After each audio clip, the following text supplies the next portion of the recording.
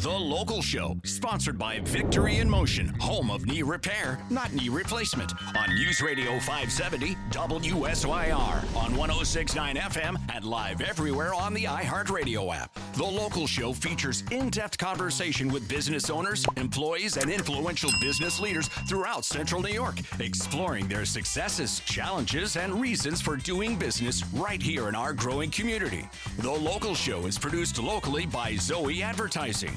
Now your hosts, Tom and Steve. It's your local show right here on 570 WSYR 106.9 FM with Steve Roberts and Tom Sakosho Jr. So is your dog still not leaving the airtime? Yeah, the dog's doing real well. Yeah, I was just Luna. talking with Stan at Circus Dog Fence, and he's just always telling me stories about people that are excited that their dog doesn't bail anymore, and it's so inexpensive to keep that underground fence system in. And it works so well. I mean, I can't tell you, Luna is very active.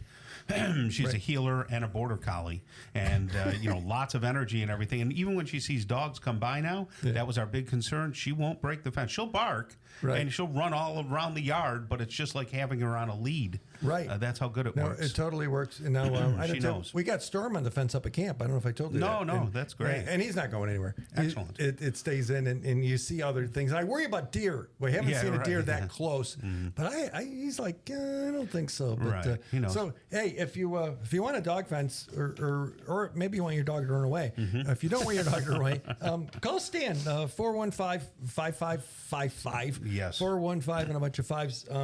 He give you a quote on the phone, and it just works. And you and I have lived it. So. Yeah, it's good stuff. All right, Sheila Dion is here with us again. She's the founder and director of Erin's Angels of CNY. How are you, Sheila? I'm doing well. Thank you so much for having me. Thank you for coming back. We appreciate that. It's always nice when someone dares to come back. I love you guys. You have a wonderful organization and a huge heart. Tell people what Erin's Angels is and how it became. Sure. So we started back in 2017 when I was actually a lunch lady at the Phoenix Central School District, and I saw the kids asking for food for their backpacks. And when I talked to the social worker, she said we needed a program that fed kids on the weekends, the children who rely on the reduced meals, the lunches at the school and the breakfast and everything. And so, as a mom of 3 boys, I just couldn't go to sleep knowing that information, not do something about it. Right. So started the organization back then, and it has grown and grown and grown. And I attribute that to the Central New York community and the caring people that, when you tell them there's a child hungry, they act, And so thanks to people who live here, we've been successful at feeding more and more kids every year. What is Erin's story, and why is it called Erin's Angels?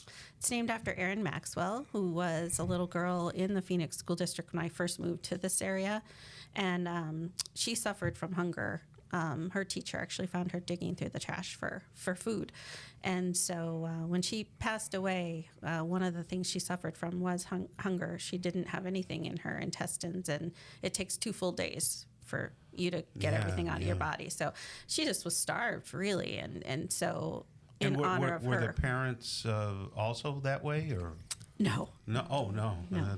No, unfortunately. It was a horrible case of abuse is what it was, it's really. Terrible. And for people who think, this only happens in the big cities. There we go. And in the city, it doesn't. That's a suburban area, Yeah, it could happen anywhere. Right. I mean, hunger is everywhere. And right now with rising gas prices and food prices, I got an ice cream cone last night. It was $7. Crazy, Isn't that crazy? It? Yeah, and I was nuts. thinking, if I went, as a family of 5, right? You used to be able to go to dinner for that. Sure. And so, it's so expensive right now. And so we're there to really help the families, help the kids, and just make sure that they know they're cared for. Because, when you're feeding people, you're not only, fulfilling that physical need. Right. Yeah, you're really showing them that you care and that you're loved. So how is it done? Yeah, that's my question. Our volunteers pack bags of food every other week, and they're sent home every week with the kids on Fridays. So it goes home to the What kids, though? In what districts? In Phoenix School District, we do every student in need, K through 12. And then we do summer meals in the summer where we actually deliver them to those same kids' homes if the parents opted in for it. Yeah. And we just, through the generosity of the John Ben Snow Foundation, expanded to Fulton. And the Fulton Blessings in a Backpack program, we granted them some money in order for them to feed kids in the summer, too. So we're expanding. You'd like to see this organization expand because you're only able to do that much right now. Is there any other organization that does what you do, like here in the city of Syracuse or in other districts? There's lots of siloed programs, and lots of churches run these programs. Okay. So there are some everywhere. But the problem is that the people running those programs, a lot of the times, all they want to do is feed kids. They don't know how to fundraise really or be sustainable. And so, the goal for us, our vision is there's no kid hungry in Central New York. So we actually just went on a search for a new executive director because that person's job is going to figure out how do we make this into a foundation that can service any kid who's hungry in Central New York. So we go out to other districts and we do what we're doing in Phoenix everywhere. And that doesn't mean it has to be an Erin's Angels program. It could be there's lots of Blessings in a Backpack programs. It's the same kind of thing. Sure. Yeah. And we could just fundraise in order to help them. So basically, we want to be the place that everybody thinks of when they think of feeding a child. And then we'll get those funds out to where there's a need. So people can give to something like this and know that they're actually feeding children. Locally, yeah. Locally. Give So, local. I mean, there's a lot of organizations, and some of them are fantastic, and they support feeding and hunger and things. But this is, if I give $10, let's say I gave $10 a month, can I do something like that at the erinsangels.com? Yeah, monthly giving really helps us in order to budget, and we really encourage people. We'd much prefer a $11 a month donation as opposed to a one-time, $100 donation. Yeah, and that'll be an ice cream and a half back to your ice cream. Exactly. I did math there, Tom. Wow, yeah, that's very nice. So something like that, and it feels good and it makes a difference. But they could go on there and say, you know what, I want to do $11 a month, whatever it is, ongoing, and know that it goes directly to feed children. It's not going to some bureaucratic big thing. This is feeding kids.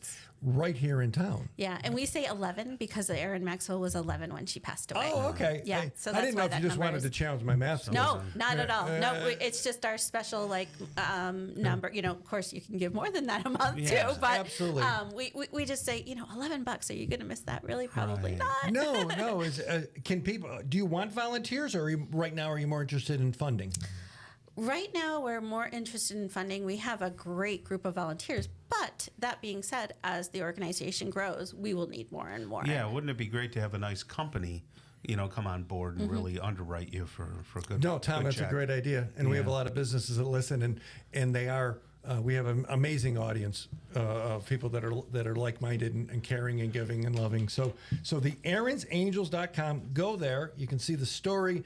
You can donate, and you can make a difference right here in town. Yes. It's awesome. Well, we appreciate your heart, the ability for you to give and to not just ignore what you saw and heard, but to take action and to help kids. So erinsangels.com. Sheila, thanks for joining us today. Thank you for helping us spread awareness.